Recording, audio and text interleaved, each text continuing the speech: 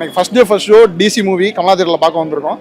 படம் வந்து பார்த்தீங்கன்னா உண்மையிலே சொல்கிறேன், செம்ம படம். அஸ் அ டெபியூட் மூவியா, அஸ் அ ஆக்டரா லோகேஷ் ப்ரோக்கு படம் வந்து செம்மையான பிளாக் பஸ்டரு. நினச்சி பார்க்க முடியாத அளவுக்கு கண்டிப்பாக ஹிட்டு கொடுக்கும். யங்ஸ்டர்ஸ் எல்லாத்துக்குமே ரொம்ப பிடிக்கும்.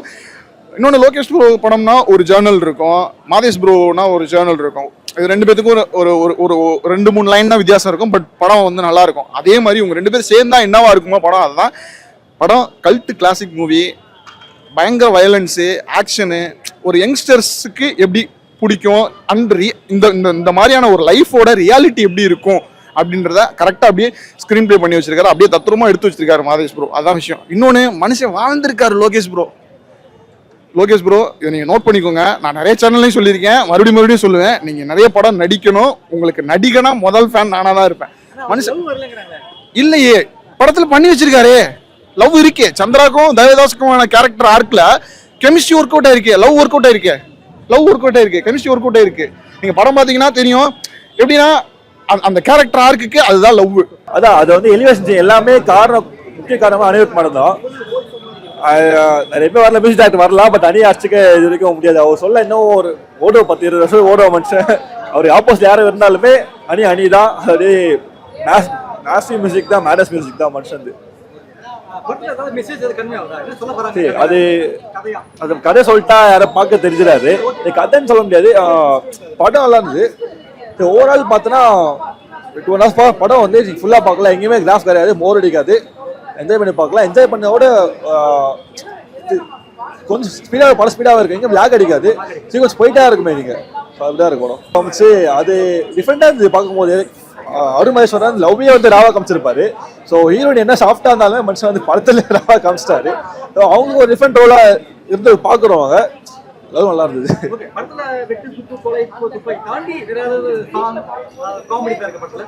காமெடி சொல்ல முடியாது. சாங்ஸ் வந்து ரஃப் சர்க்கும் சரி, லவ் சீக்கும் சரி, அணி வந்து அதுக்கு ஆப்போசிட்டா கொடுப்பாரு. பக்காவே இருக்கு. மியூசிக் சொல்லவே வேண்டாம். எல்லா ட்ராக்ஸுமே 15 பாட்டு இருக்கு படத்துல.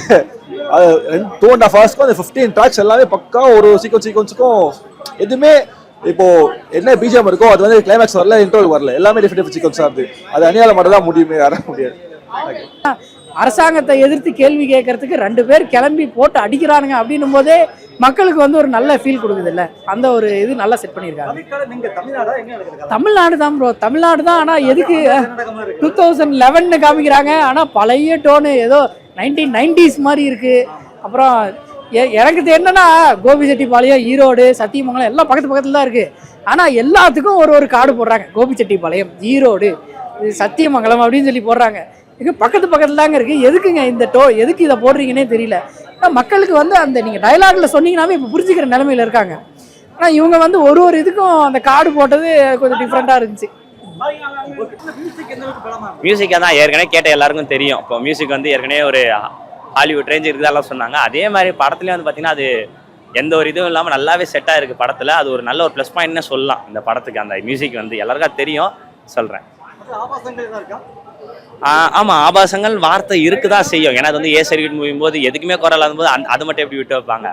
அதுவும் வந்து வச்சுருக்காங்க. பட் அது ரொம்ப அதிகமாக இல்லை. அதாவது ரொம்ப அந்த அந்த அந்த கதைக்கு ஏற்ற மாதிரி கரெக்டாக வச்சுருக்காங்க தான் நான் சொல்லுவேன். ஆனால் இருக்குது, நிச்சயமாக இருக்குது. பாடல்கள் மியூசிக் தான் ஃபுல்லாகவே. பார்த்தவங்களுக்கு தெரியும் அது கண்டிப்பாக. அனிருத் ப்ரோ என்ன மாதிரி மியூசிக்கு வேற லெவல். படத்துக்கு படம் புதுசாக என்ன மாதிரி கொடுக்க முடியும்னு உங்கள்கிட்ட தான் ப்ரோ கற்றுக்கணும். வேற லெவல் மியூசிக் பண்ணி வச்சிருக்கீங்க. விஷுவலுக்கும் உங்க மியூசிக்குக்கும் பிஜிஎம்க்கும் பேக்ரவுண்ட்ஸ் வேற லெவல் ஒர்க் ஆகிட்டு இருக்கு. இவங்க 3 பேரோட காம்போ பெஸ்ட் ஹிட்டு, பயங்கர பிளாக் பஸ்டர். இவங்க அடுத்து இனிமே எத்தனை படம் பண்ணாலும் சரி, கண்டிப்பா அடுத்தடுத்த படம் வந்து இந்த படத்துக்கு சலிச்சது இல்லைன்ற மாதிரி தான் வரும். அதான் என்னோட எக்ஸ்பெக்டேஷனும் சரி.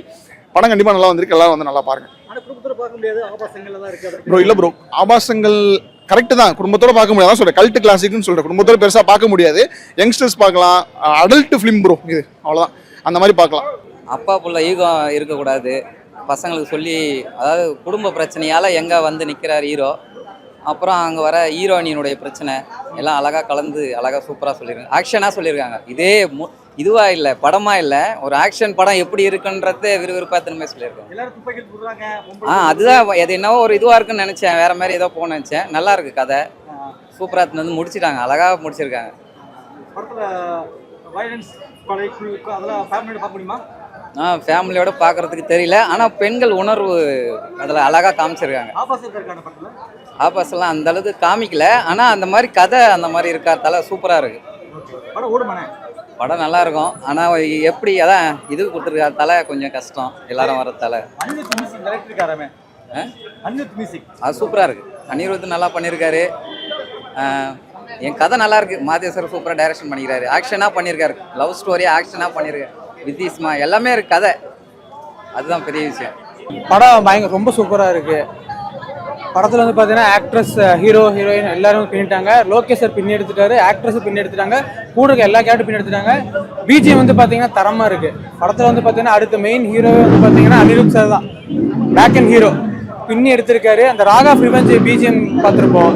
இன்ட்ரோலுக்கு முன்னாடி ஒரு சீனில் வைக்கிறாங்க, படத்தோட பீக்கே அங்கே பயங்கரமாக இருக்கு. கிளைமேக்ஸ் முன்னாடி வச்சிருந்தாங்க, சூப்பராக இருக்கு. ஸ்டோரி ரொம்ப சூப்பராக இருக்கு.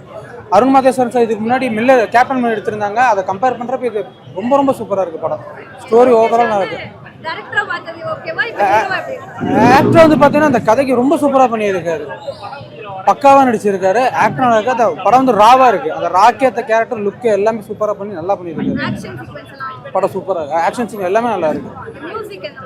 அதான் சொன்னல, படத்தை செகண்ட் ஹீரோ வந்து பார்த்தீங்கன்னா அனிருத் சாரா. ஒவ்வொரு சீனுக்கும் வந்து பார்த்தீங்கன்னா பிஜிஎம் டிஃப்ரெண்ட் வச்சிருந்தாங்க. கரெக்டாக சொன்ன மாதிரி அந்த ராகா ஆஃப் ரிவெஞ்ச் வந்து பார்த்தீங்கன்னா அந்த இன்ட்ரோல் சீனுக்கு முன்னாடி வரும்போது நல்ல பீக்காக தூக்கிடுச்சு. ரொம்ப ரொம்ப படம் சூப்பராக இருக்கு.